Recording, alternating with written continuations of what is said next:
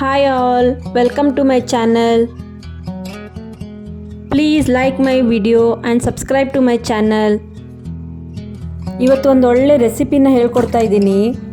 ಮಾವಿನಕಾಯಿ ಪುಳಿಯೋಗರೆನ ಹೇಗೆ ಮಾಡೋದು ಅಂತ ನೋಡೋಣ ಬನ್ನಿ. ನಾನು 2 ಚಿಕ್ಕ ಮಾವಿನಕಾಯಿನ ತಗೊಂಡಿದ್ದೀನಿ. ದೊಡ್ಡದಿದ್ರೆ ಒಂದು ಮಾವಿನಕಾಯಿ ಮಾತ್ರ ಸಾಕು.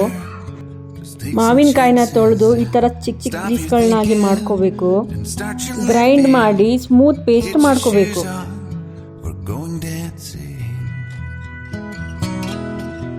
ಇವಾಗ ಮಸಾಲೆ ಪೌಡರ್ ಮಾಡೋಣ ಬನ್ನಿ. ಒಂದು ಬಾಣಲೆಗೆ ಸ್ವಲ್ಪ ಕರಿಬೇವು, 2 ಟೇಬಲ್ ಸ್ಪೂನ್ ಆಗುವಷ್ಟು ಒಣ ಕೊಬ್ಬರಿನ ಹಾಕೋಬೇಕು. ಡ್ರೈ ರೋಸ್ಟ್ ಮಾಡ್ಕೋಬೇಕು.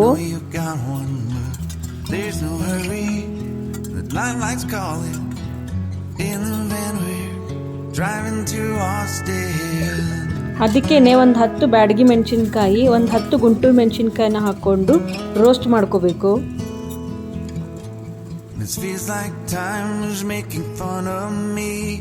ಅದಕ್ಕೆ 1 ಟೇಬಲ್ ಸ್ಪೂನ್ ಕೊತ್ತಂಬರಿ ಬೀಜ ಮತ್ತು 1 ಟೇಬಲ್ ಸ್ಪೂನ್ ಜೀರಿಗೆನ ಹಾಕ್ಕೊಂಡು ಫ್ರೈ ಮಾಡ್ಕೋಬೇಕು. ಮತ್ತು 1 ಟೇಬಲ್ ಸ್ಪೂನ್ ಉದ್ದಿನಬೇಳೆ, 1 ಟೇಬಲ್ ಸ್ಪೂನ್ ಕಡಲೆಬೇಳೆ, 1/4 ಟೇಬಲ್ ಸ್ಪೂನ್ ಅಷ್ಟು ಮೆಂತ್ಯ ಮತ್ತು 1/4 ಟೇಬಲ್ ಸ್ಪೂನ್ ಅಷ್ಟು ಸಾಸಿವೆ, ಒಂದು ಅರ್ಧ ಟೇಬಲ್ ಸ್ಪೂನ್ ಅಷ್ಟು ಪೆಪ್ಪರ್ ಎಲ್ಲವನ್ನ ಡ್ರೈ ರೋಸ್ಟ್ ಮಾಡ್ಕೋಬೇಕು.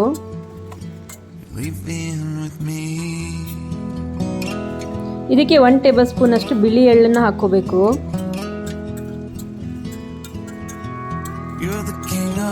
ಎಲ್ಲ ಒಂದು ರೋಸ್ಟ್ ಆದಮೇಲೆ ಗ್ಯಾಸ್ ಆಫ್ ಮಾಡ್ಕೋಬೇಕು. ಇದಕ್ಕೆ ಒಂದು ಸ್ವಲ್ಪ ಇಂಗು ಮತ್ತು 1-2 ಟೇಬಲ್ ಸ್ಪೂನ್ ಅಷ್ಟು ಜಾಗರಿನ ಹಾಕೋಬೇಕು. ನಿಮ್ಗೆ ಸ್ವೀಟ್ ಎಷ್ಟು ಬೇಕು ಅಷ್ಟನ್ನ ನೀವು ಬೆಲ್ಲ ಸೇರಿಸ್ಕೊಳ್ಬಹುದು.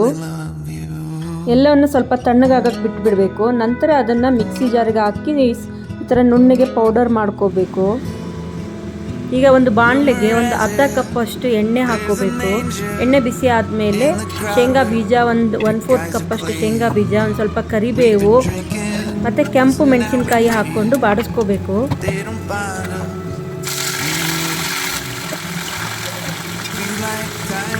ಇದಕ್ಕೆ ರುಬ್ಬಿಟ್ಕೊಂಡಿರೋಂಥ ಮಾವಿನಕಾಯಿ ಪೇಸ್ಟ್ನ ಹಾಕ್ಕೊಂಡು ಚೆನ್ನಾಗಿ ಮಿಕ್ಸ್ ಮಾಡ್ಕೋಬೇಕು.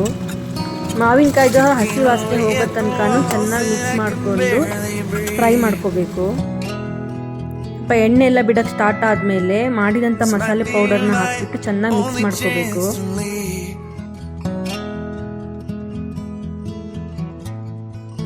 ರುಚಿಗೆ ತಕ್ಕಷ್ಟು ಉಪ್ಪು ಹಾಕಿ ಮಿಕ್ಸ್ ಮಾಡ್ಕೋಬೇಕು. ಇದಕ್ಕೆ ಒಂದು 2-3 ಸ್ಪೂನ್ ಅಷ್ಟು ತುಪ್ಪನ ಹಾಕ್ಕೊಂಡು ಮಿಕ್ಸ್ ಮಾಡಿಕೊಂಡ್ರೆ ರುಚಿಯಾದಂತಹ ಮಾವಿನಕಾಯಿ ಪುಳಿಯೋಗರೆ ರೆಡಿ. ಬಿಸಿ ಬಿಸಿ ಅನ್ನಕ್ಕೆ ಪುಳಿಯೋಗರೆ ಗೊಜ್ಜು ಹಾಕ್ಕೊಂಡು ಮಿಕ್ಸ್ ಮಾಡಿಕೊಂಡು ತಿಂತಾ ಇದ್ರೆ ಆಹಾ ಸೂಪರ್ ಟೇಸ್ಟು.